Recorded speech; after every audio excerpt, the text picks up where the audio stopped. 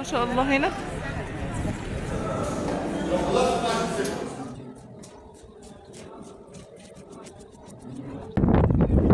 السلام عليكم ورحمة الله وبركاته.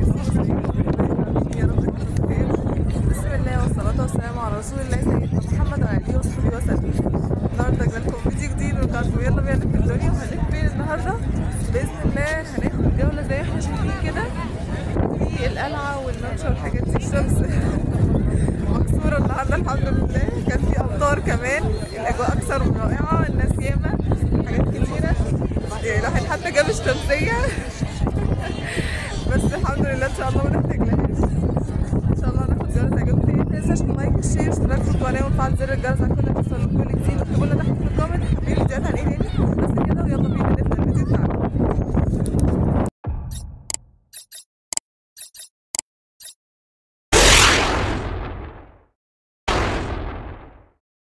طبعا مفيش احلى من النزول بدري والرجوع بدري قبل الزحمه والمواصلات والكلام ده. ما نزلناش بدري قوي يعني، نزلنا قبل الظهر بحاجه بسيطه حوالي 11 وكده. وصلنا هنا على بعد الظهر لان الجو قبلها كان مغيم تماما، ما كانش فيه ولا نقطه شمس، كمان كان فيه بدايات كده امطار خفيفه، فكان الواحد يعني مستني يشوف ايه اللي هيحصل. بس الحمد لله توكلنا على الله ونزلنا والجو كان اكثر من رائع. انا حسيت ان يعني اسكندريه كلها هنا موجودين في القلعه، بس الحمد لله الطريق كان رايق، بس الكورنيش كان بدأ ان هو يتزحم. وبالفعل بعد ما خرجنا كان حوالي الساعة 3 العصر كده، كان بقى الناس جيوش بمعنى أصح في كل مكان بقى، سواء في الطرق أو سواء في مكان زي القلعة. أكيد برضو الحدائق هتكون مليانة ناس، الكورنيش برضو، والقعدات بقى الكافتريات والكلام ده كله. هناك كده الأحياء المائية غير متحف الكائنات المائية المحنطة ده موجود هنا كده. وادي طبعا القلعة قدامنا، مراكب طبعا، سياحة كتير ما شاء الله هنا. السوق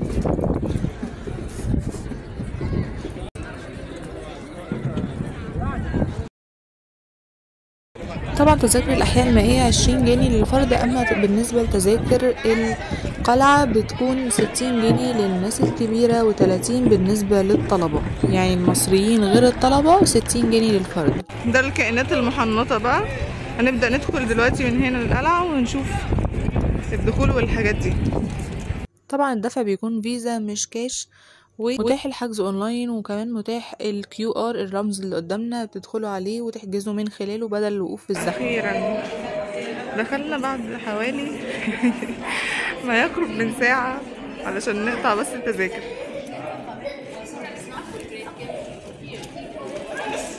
طبعا الناس اللهم بارك طوابير بسبب العيد. كل عام وانتم بخير والى الله اقرب. بالنسبه لاول مره يتابعنا او ما راحش قبل كده اسكندريه وما يعرفش قلعه قايتباي، فهي موجوده في بحري في اسكندريه. تركبوا من على البحر او من على الكورنيش، اي حاجه رايحه بحري.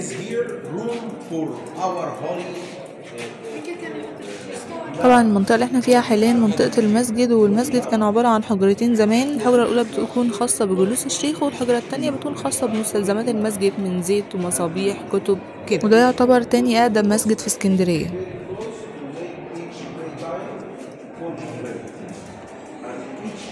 واللي بنى القلعة السلطان الأشرف أبو النصر قايتباي، بناها على أنقاض منارة اسكندرية اللي هي واحدة من عجائب الدنيا السبع، بعد ما تهدمت سنة 702 هجريا بسبب زلزال مدمر حصل في عهد السلطان ناصر محمد بن قلاوون. طبعا طول الوقت هنشوف مخططات خاصة بالقلعة والمداخل والمخارج وكم حجرة والمكان اللي بنكون موجودين فيه، وشرح كده حاجة بسيطة عشان أي حد يزورها لأول مرة يبقى فاهم رايح فين وجاي منين.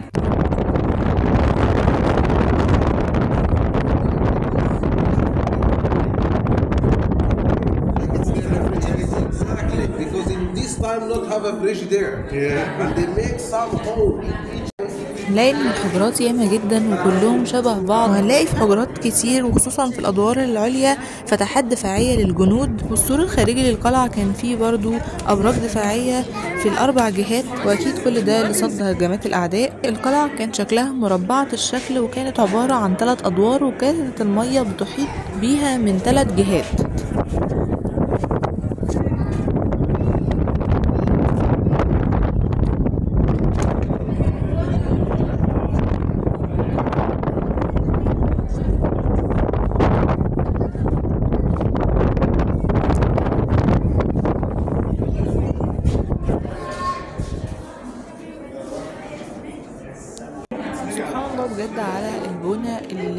بتوع زمان دول بنوه، سواء يعني حاجات كده زي القلاع او الاهرامات او الكلام ده كله.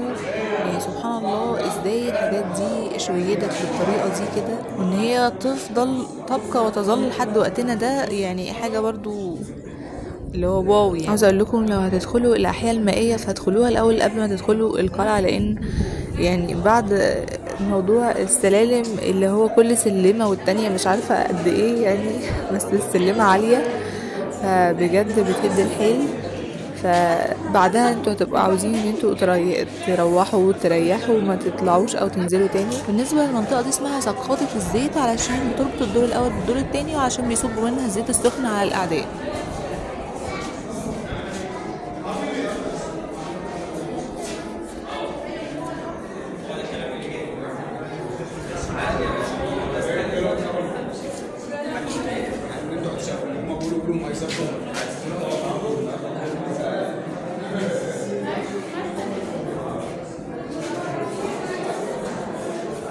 النموذج اللي قدامنا ده كده بيوضح لنا شكل القلعة عامل ازاي. زي ما شفنا كده الدور الاول كان عبارة عن مسجد القلعة، تاني دور كان عبارة عن ممرات وقاعات وحجرات داخلية، وتالت دور كان عبارة عن حجرة كبيرة اللي هي بتكون يعني مقعد السلطان اللي بيقعد فيه علشان يشوف السفن. بس كده الدور التالت كمان كان فيه فرن هنشوفه مع بعض، اللي هو كان بيستخدم لإعداد الخبز، وطاحونة لطحن القمح بقى او الغلة. اوريكم السلمية قد ايه، كل سلمة وقتها ما شاء الله.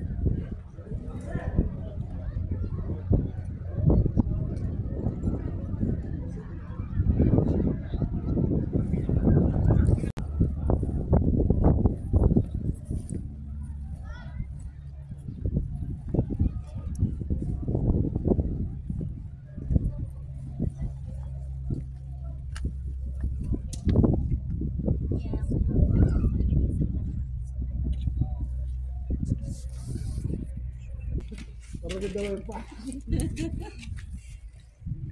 يبقى خالي كده وانا ابقى كده. لا بس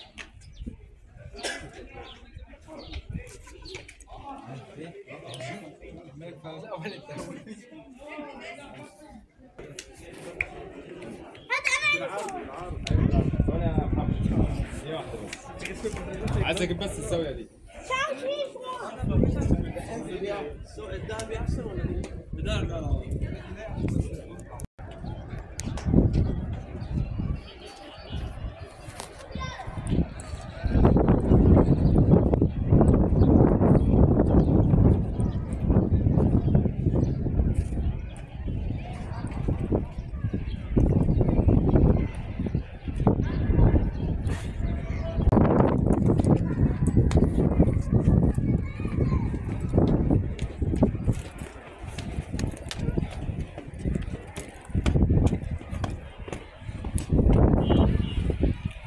دلوقتي احنا لسه صغيرين.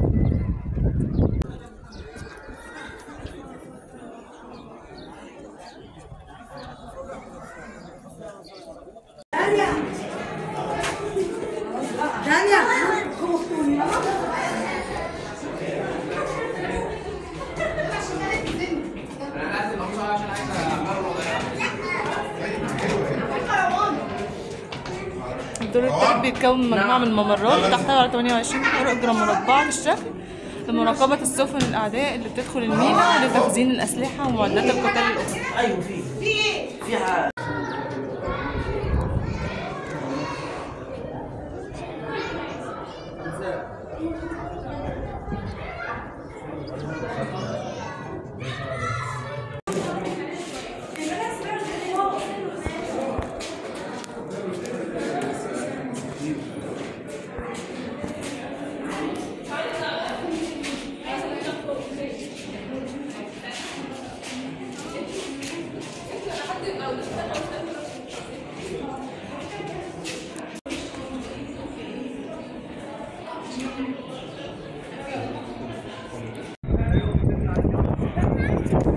طلعنا تاني.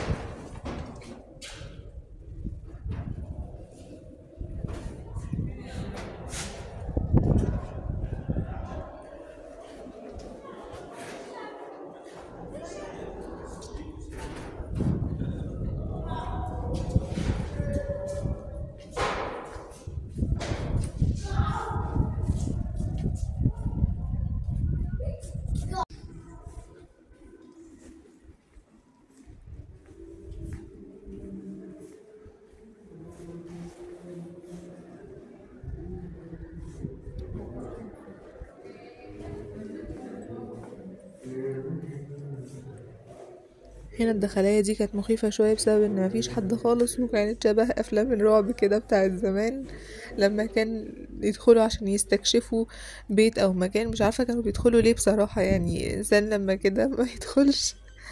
لكن طبعا هنا امان يعني، وفي شرطة في كل حتة، فتمام.